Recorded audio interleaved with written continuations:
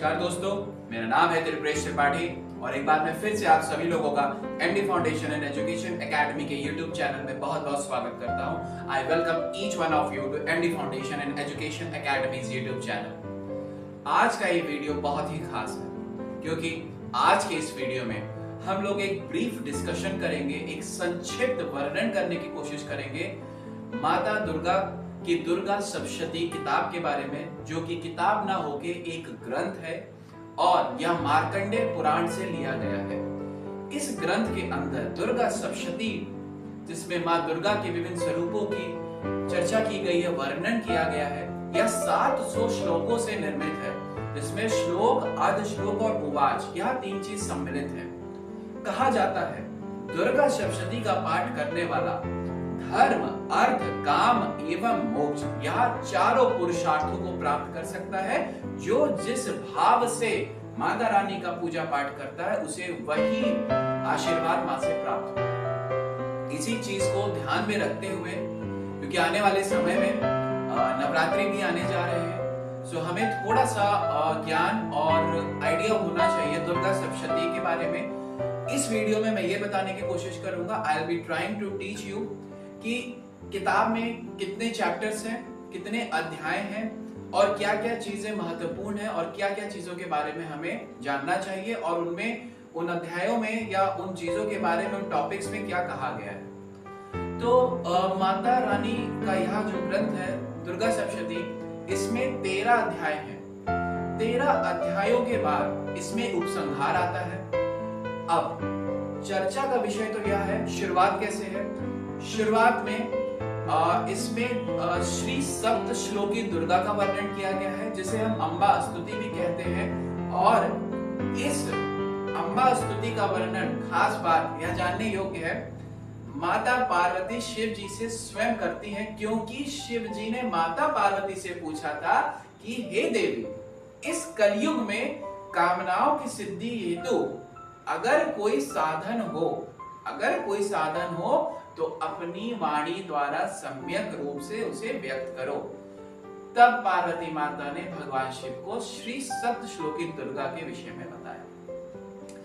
इसके बाद आता है श्री दुर्गा स्तोत्र शतनाम स्तोत्रम। इसमें माता रानी के 108 नाम का वर्णन है और यहाँ भी यह बात जानने योग्य है, आपको यह जानना चाहिए, यह 108 नाम भगवान शिव ने माता पार्वती को स्वयं बताए और कहा जो व्यक्ति माता रानी के 108 नामों का पाठ करता है उसे माता रानी का आशीर्वाद मिलता है, माँ दुर्गा की प्रसन्नता मिलती है।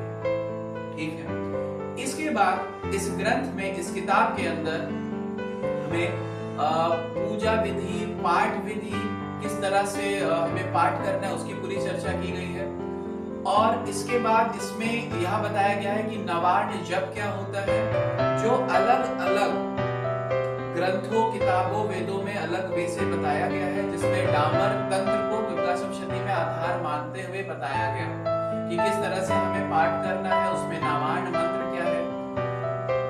कहा गया कि पहले पाठ करने के पहले आप शुद्धिकरण करें और उसके बाद शुद्धिकरण वगैरह सब कुछ अच्छे से स्नान वगैरह करने के बाद आप इसमें रात्रि सूक्त दिए गए हैं। 2 प्रकार के रात्रि सूक्त हैं, जिसमें आता है तंत्रोक्तम रात्रि सूक्तम, जो दुर्गा सप्तशती के प्रथम अध्याय में ही दिया गया है।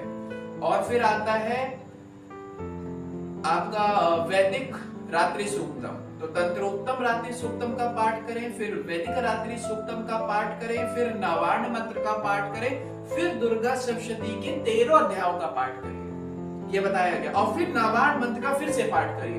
तो इससे क्या हुआ, नवार्ण मंत्र एक तरीके से लेयर बना, प्रोटेक्टिव लेयर दुर्गा सप्तशती के पाठ को उसने कवर अप करके रखा हुआ है 13 अध्याय को। तो अब हम इस अवस्था में कह सकते हैं कि दुर्गा सप्तशती का जो पाठ है वह नवार्ण मंत्र के द्वारा संपुटित हो गया। और जब कोई चीज संपुटित होती है तो उसमें किसी और मंत्र का प्रवेश वर्जित है, यह हमें जानना चाहिए। तो यह तरीका बताया गया है दुर्गा सप्तशती में। उसके बाद कहा गया, जब आप नवार्ण मंत्र का जब फिर से दूसरी बार कर ले, फिर आप देवी सूक्तम करिए, जो कि भी 2 प्रकार का बताया गया, तंत्रोक्तम देवी सूक्तम और वेदोक्तम देवी सूक्तम, ये हमने कर लिया। और उसके बाद प्रधानिकम रहस्यकम, जिसका एक और नाम कहा है प्राकृतिकम रहस्यकम, और उसके बाद कहा गया आप वैकृतम रहस्यम करिए, और फिर बताया गया मूर्ति रहस्य करिए, और फिर क्षमा प्रार्थना। यह एक तरीका बताया गया दुर्गा सप्तशती में करने का, पाठ करने का। तो जो डिवोटी, जो श्रद्धालु, जो भक्तगण पाठ करना चाहिए, यह तरीका है। इसमें से जो भी श्रद्धा पूर्वक कर पाए, that is more than enough, माता का आशीर्वाद प्राप्त होता है। फिर आगे बढ़ते हैं, देखते हैं और क्या बताया गया।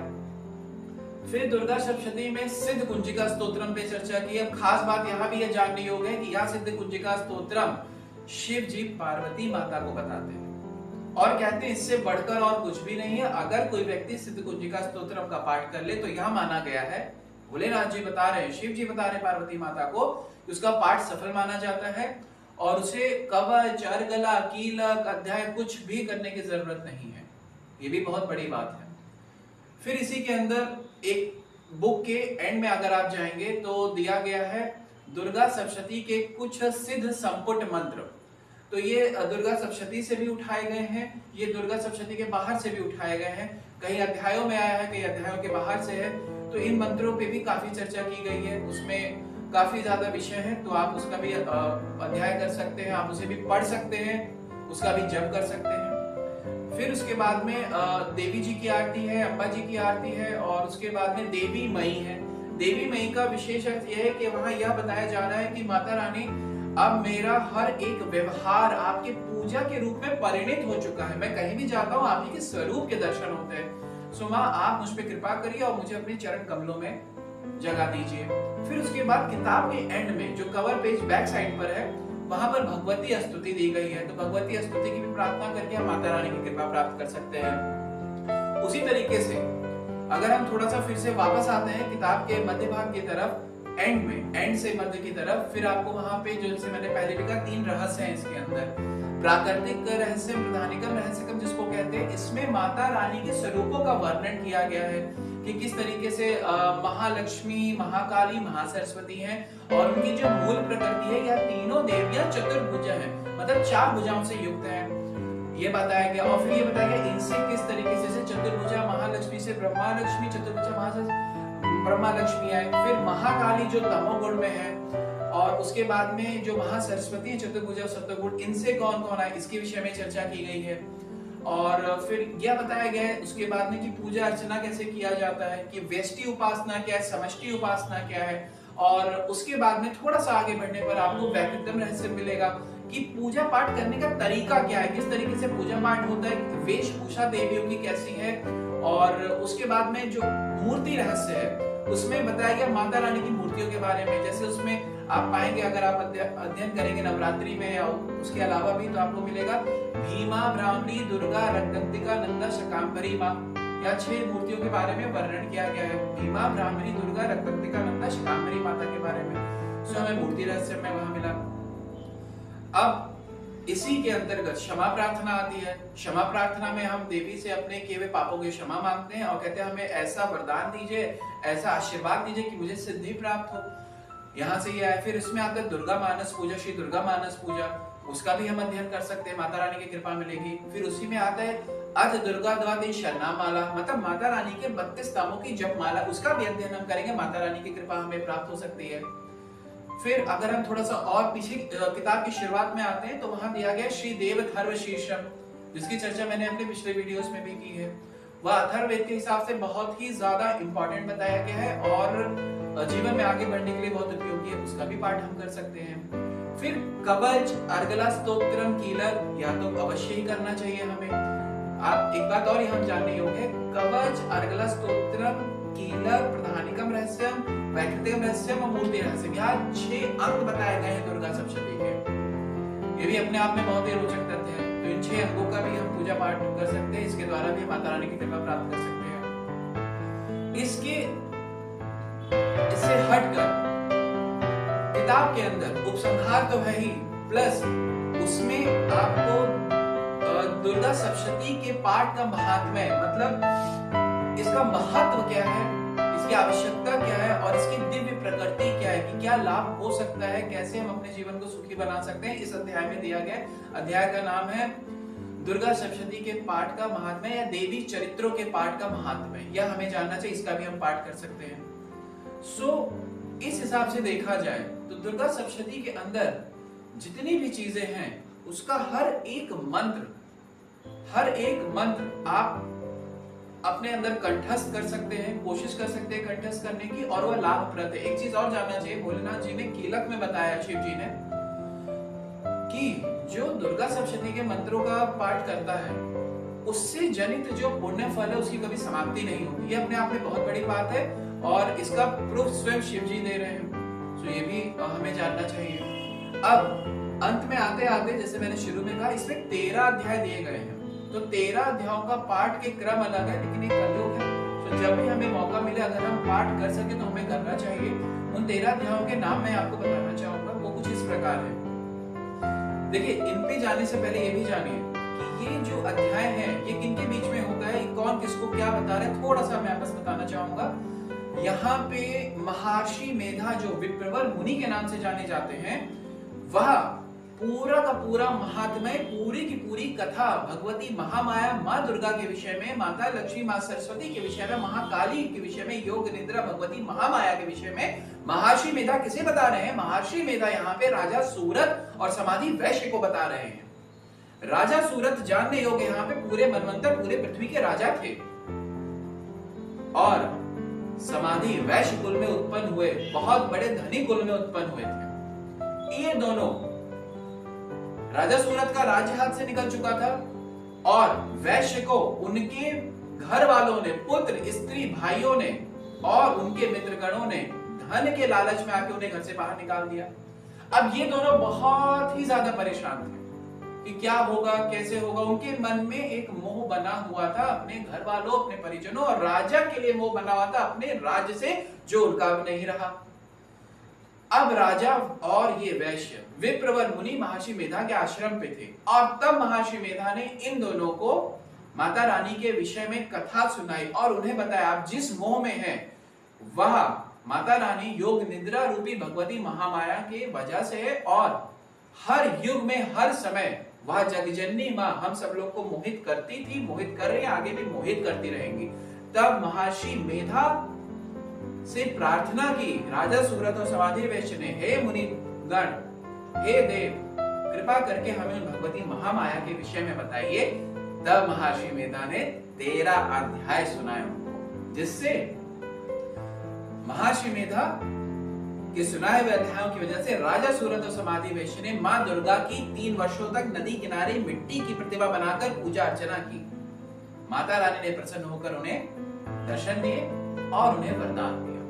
ऐश्वर्यकामी राजा सूरत ने अपना राज्य मांगा और कहा, मुझे एक और वरदान दीजिए कि अगले जन्म में या कभी भी, जब भी मैं जन्मूं, मैं हूं, मेरा राज्य ना खत्म हो। तो महारानी ने, भगवती महामाया मां दुर्गा ने उन्हें वरदान दिया कि इस जन्म में तो तू अपना राज्य प्राप्त कर लेगा और अगले जन्म में तू सूर्यदेव विवस्वान के अंश से जन्म लेके सावर्णिक मनु के नाम से जाना जाएगा। वही सावर्णिक मनु है जो इस धरती के 8वें मनु कहे जाते हैं। ये है दुर्गा सप्तशती की महामाया। और समाधि वैश्य बहुत ही बुद्धिमान थे, बहुत ज्यादा।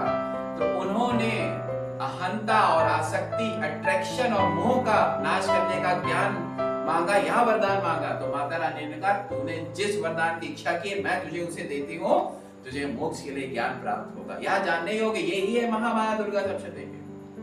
आइए इस जानकारी के साथ मैं आपको 13 अध्यायों के विषय में बताता हूँ, नाम की चर्चा करूंगा और जो इसकी विषय वस्तु है वह आगे आने वाले वीडियोस में मैं डिस्क्राइब करूंगा, जरूर बताऊंगा। आइए 13 अध्याय जाने। अब हमें उसका रोड मैप मिल चुका है, बैकग्राउंड मिल चुका है, अध्याय किसके विषय में और कहां से कौन कह रहा है उसको समझाना है। शुरुआत करते हैं। महर्षि मेधा द्वारा राजा सूरत एवं समाधि वैश्य को भगवती महामाया के बारे में बताना, उनके प्रादुर्भाव की कथा के बारे में बताना, मधु कैटभ के वध का प्रसंग सुनाना, देवताओं के तेज से देवी का प्रादुर्भाव एवं महिषासुर की सेना का वध, सेनापतियों सहित महिषासुर का वध, इंद्रादि देवताओं द्वारा देवी की स्तुति, देवताओं द्वारा देवी की स्तुति, चंडमुंड के मुख से देवी के मुख की प्रशंसा सुनकर शुंभ का वहां दूत भेजना और दूत का निराश होकर लौटना, धूम्रलोचन वध, चंडमुंड वध, शुंभ वध, निशुंभ वध, शुंभ वध, देवताओं द्वारा देवी की स्तुति एवं देवी द्वारा देवताओं को वरदान।